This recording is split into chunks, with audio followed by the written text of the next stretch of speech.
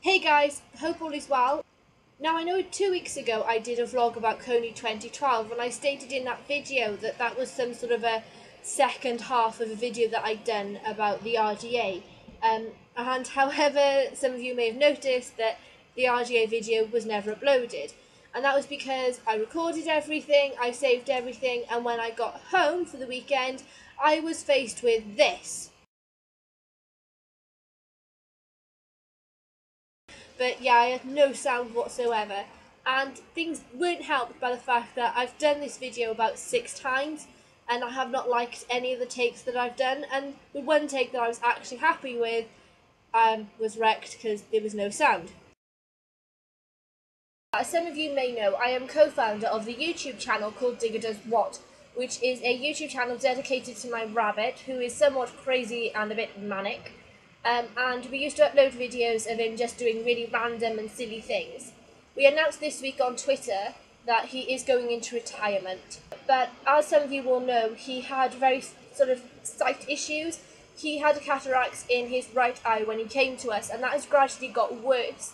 And we now believe that he has no sight in his right eye, and we just feel that now he's getting on a bit, and it'd just be nice to leave him in the back garden enjoying his life and happily chase the birds and the cats out of the garden.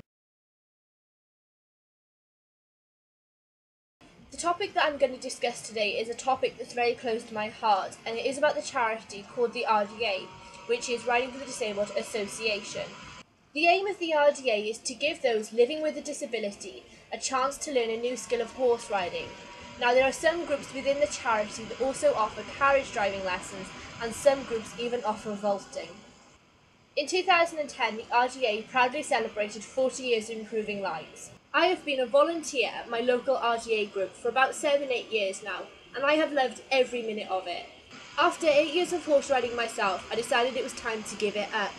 And although I never really missed horse riding lessons, I missed the environment and being with the horses. And sort of by fate, 6 months after I gave up horse riding, I was put in contact with my local R.D.A. centre. It was almost by sort of fate and being in the right time in the right place that I got involved with the R.D.A. So if there were 2 people at my local supermarket selling raffle tickets for the local R.D.A. centre, and I got chatting and I sort of said I'm really enthusiastic with horses and I do have a big passion for horses, and I'd not long given up horse riding myself. And they sort of said, oh, we're always looking for volunteers, so why don't you come along? Now, at that point in time, it was sort of, oh, shall I, shan't I, shall I, shan't I? And at that time, I never actually thought that I would be with a charity for 7 years. The R.D.A. is there to give benefits to the riders. Funnily enough, I think that I have benefited so much from volunteering at the R.D.A. I've learned so many life skills that I can adapt into different environments, and sort of helping with the R.D.A. and getting involved has made me a much stronger person. And I do feel that the challenges that I have sort of been faced up against in the R.D.A. I can put into other places, and sort of knocking down just small challenges such as learning to cope with someone with a different disability than maybe you're used to. So little challenges like that can mean a big thing to a volunteer. It does so much to your confidence. All those years ago when I started with the R.D.A., I did it once a week after school. And I guess the class that I was sort of volunteering with were sort of teenage, young adult sort of age range.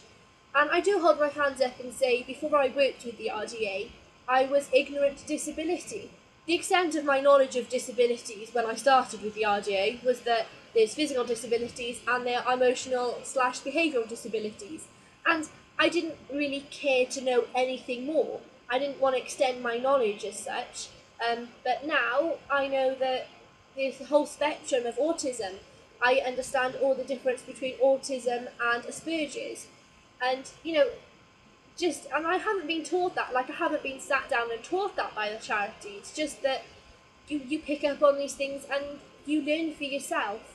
And that's somewhat weird, because I've gone from, in 7 years, which isn't that long if you think about it, I've gone from not really caring and understanding about disabilities to now I even consider sort of maybe taking a career path in working with people living with a disability.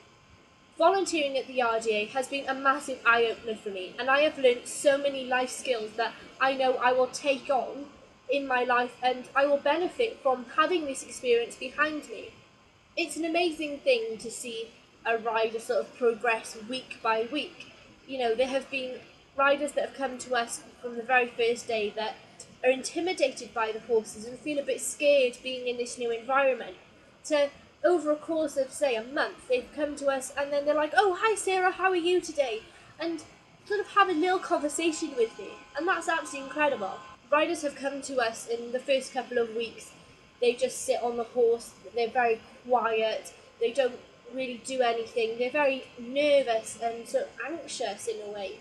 And eventually they're playing games and they're cheering for their teammates. And that's incredible as well, to see this rider sort of come out of this shell, and it is like a new person has arrived. On many occasions we've had riders come to us that are very reluctant to get onto the horse for the first couple of weeks, and then all of a sudden they're like rearing to go, they get their hat on and they're standing, they're waiting for their name to be called and sort of getting really excited that this could be the horse that they're coming to ride. There is one incident at the R.D.A. that I witnessed, and this will stay with me for the rest of my life. We had a class come to us and, we'd put their hats on, they were lining up ready to get onto the horses, and I think probably about 2 or 3 had got onto their horses, were starting to warm up. And this one rider just sort of burst into tears. And, when we were saying, "Oh, what's wrong? Come on, let's talk about it." And he'd sort of miscalculated and thought that there weren't enough horses to ride us. And he thought that he wouldn't have a horse to ride. And although he did, when we said, "Oh, look, there is a horse there for you," look, she was hiding around the corner. And, when he cheered up and he was laughing and he was so happy. But it made me realise that just how much of an impact this has on our riders. Although it was really sad to watch that this one rider was, really, really crying, really, really upset because they didn't think they had a horse to ride. And, when we were comforting them and saying, "Oh, look, your horse was hiding around the corner, oh, we had you fooled," and they laughed with us and, they got on with the lesson and they were really, really happy. Though that was sad to watch, it made me happy in a way that I knew just from that one thing that I was doing the right thing, and that by me just giving up a couple of hours a week to help at my local R.D.A. centre, it does make a massive impact on these riders' lives. R.D.A. hold annual national championships once a year around the summertime, and it's for all groups around the UK to come together and compete on one weekend in different disciplines of horse riding. And the funny thing is about these championships is that the last thing that people care about is the competing. Like, riders talk to other riders and people from other groups, volunteers from all different groups get together and talk and laugh and have a good time. And sort of the competing side of it is like the last thing that people want to be there for. Riders of all different abilities and disabilities can come to this weekend and really enjoy themselves, and it's really time for them to shine in something that they enjoy, and it can show to themselves and others that this is what I've achieved and this is what I love doing. One of our riders from our group competed last year, and in the middle of the dressage they just started laughing over nothing. There was nothing funny that happened, they just laughed, and they thoroughly enjoyed that weekend, and they really want to do it again, and that's an incredible thing, that just this experience gives them something to work on and look forward to the year after. The one thing I love about the championships is that everyone from every group knows just how much hard work goes into getting your rider and your horses to the championships, and everyone respects that as well. That's what I love about the championships, is although you're there to support your group, you are there to support R.D.A. as a whole.